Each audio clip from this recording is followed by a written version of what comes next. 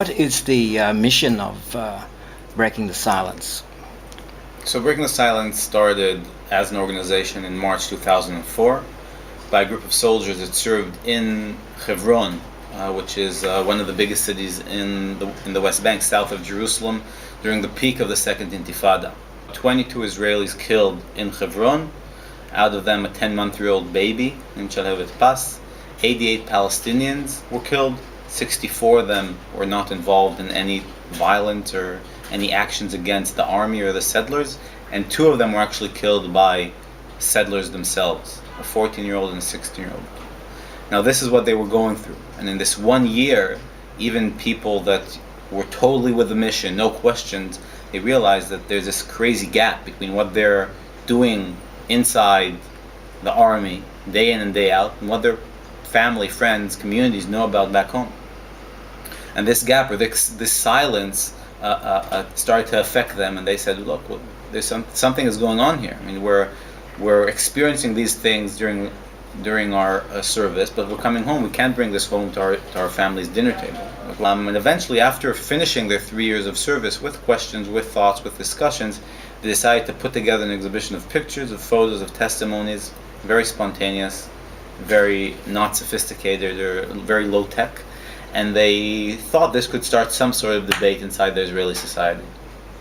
Now this debate actually was much wider than they expected, and thousands of people came to this very simple exhibition. They were also invited to show it in the Knesset, in the parliament, which today is unheard of, with probably one of the most right-wing governments we ever had.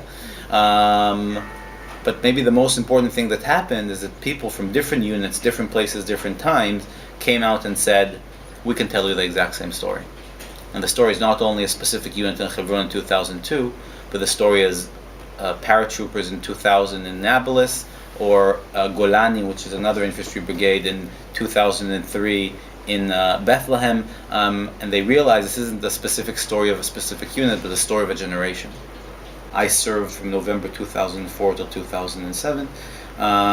What we do today in the organization is we focus on 3 major things. The first, the heart of our work, is gathering testimonies, having the information brought to the public, that we can have a real debate about what is happening and what is the moral price we're paying for controlling 4 million people. We do educational work, bringing people to tours in Hebron or in the South Hebron Hills using our testimonies.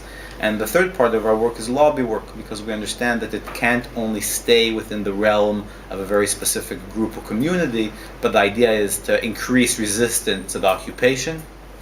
And increased resistance to the occupation has to also go through political levels, also with the help of journalists, and this isn't only something that could stay or change with doing only educational work.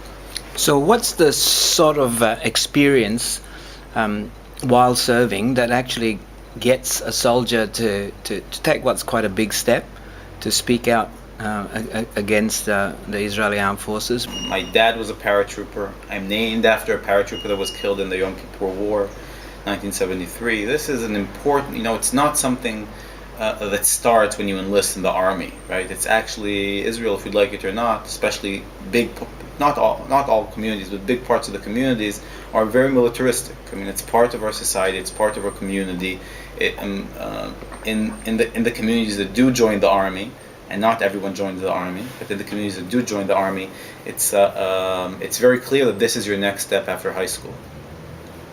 So when I turned 18, I did the year of community service, but after that year I joined the army. I went to the paratroopers. I felt that I'm continuing, my family heritage, or what I was supposed to do. And I have to say that I did enter the army with questions, but maybe not the right questions, maybe not all the questions, but I did, feel that I'm like a good Jew. This is what I was told in yeshiva. You have to walk around with question marks around your head. So I think I went into the army feeling I have the question marks, and the question marks is, how will I be a good soldier in a shitty situation? How will I be a good soldier in a bad situation? And I thought I could be that soldier standing in a checkpoint and smiling while cars passing by, or I could enter a house but walk around with candies in my pockets. And conduct a moral occupation, right? Which took me a while, but I realized this is a contradiction in terms. And when we started actually doing our actual service after almost a year, a couple of months of training, we started entering houses on a nightly basis, and searching houses on a nightly basis, or going in to arrest people in the middle of the night. You realize that it's impossible to be moral in an immoral situation. And I think this is something that's extremely difficult for us to explain. I mean, we've been touring the States for 3 weeks, and we came here to Australia with a book which is called Our Harsh Logic. And I think the best understanding of what this harsh logic is, understanding what the soldier is going through in his mindset. And as a soldier, you rationalize situations. Now, your mission is to enter a house because this is what you were asked to do. It doesn't matter how big your smile will be to the family. You're disrupting their day-to-day life.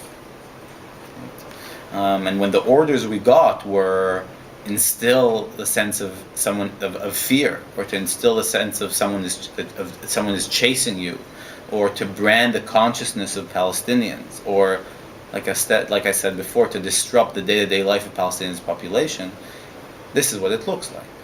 And there's no way to do it nicely. It's a further step.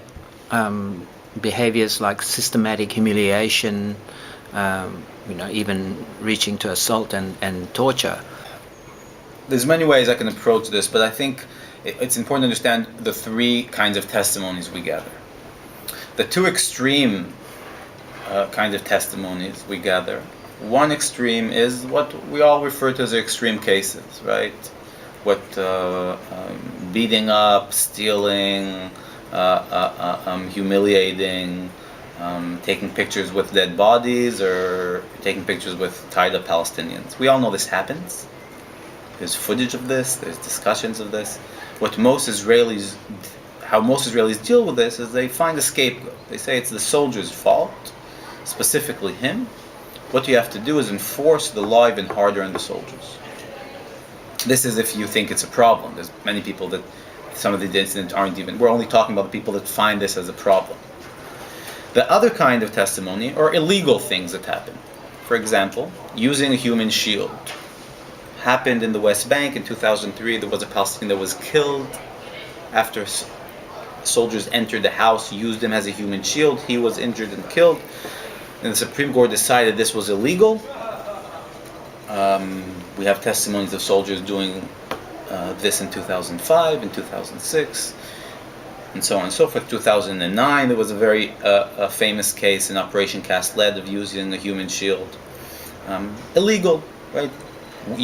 Shooting white phosphorus, and so on and so forth. Also, the illegal things, when people find that they're a problem, also a lot of people don't think they're even a problem, right? But people who find them problematic will say, well, it's illegal, it's very clear what you have to do, you have to send them to jail. But the heart of the testimony, right, the ground of how these actions are growing is the day-to-day life, is the routine, are the things that no one questions, right? For example, entering a house for military purposes, what is called a straw widow. I took part in numerous straw widows. This is something that happens around the West Bank. Not really questioned, not considered illegal, not considered extreme. But when you have the order to enter a house and eventually do whatever you like in the house because you need it for military purposes, it's a very slippery slope. Because when you enter a house and only use it for an observation point, what do you do when your water is finished? And there's no other way to get water to you. Do you drink water or you don't drink water? What happens if your food finishes? Right? So when we're sitting here very comfortably, we say, of course, it's immoral to take someone's water or food without permission. Even though it's very easy to get permission when you have a helmet and gun, right? No one will say no to you. But this doesn't end. Like what happens if you have to take a shower in the house? And if you're in the house suddenly for 48 hours or 3 days? And if you're allowed to sit on the sofa, allowed to put your legs on the table? The thing is that it's extremely easy to sterilize the discussion, right? And say, well, it's very clear, it's either this or that. But the truth of the matter is, when you're standing in a checkpoint, you can be nice for the first hour. But after 4 hours of being hungry and hot or cold and pissed off, and the only way you can actually control people is by force, that's what you're going to do. And it's not a chance that we see the same testimonies coming up in the beginning of the Second Intifada, in the middle of the past decade, and yesterday, or tonight. We'll go see what's happening in the West Bank. We'll see similar stories. I mean, is there any kind of de facto or maybe even officially sanctioned or promoted, racist culture that acts as a justifying or or motivating force? Is this part of the reality of Israeli occupation? Listen, it has to be part. It has to be part. In order to understand what is happening in the occupation, and this is where there is a difference between what's happening in the rest of Israel, is in the West Bank and in the Gaza Strip, everything, of course, is under Israeli control in the wider sense. There's a difference between Israel's control in the West Bank and Israel's control in Gaza, but we are still controlling both pieces of land. The law there, and